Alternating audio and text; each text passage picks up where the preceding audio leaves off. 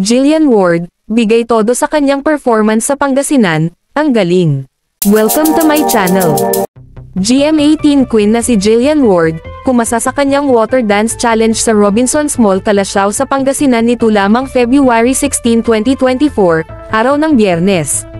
Bukod sa kanyang water dance performance ay hindi rin mawawala ang pangmalakasan niyang performance na Crazy in Love ni Beyonce. Napakagaling talaga ng batang to. Such a total performer at talagang napaka-talented. Ikaw na talaga Jillian Ward. Narito ang mga kaganapan at panoorin.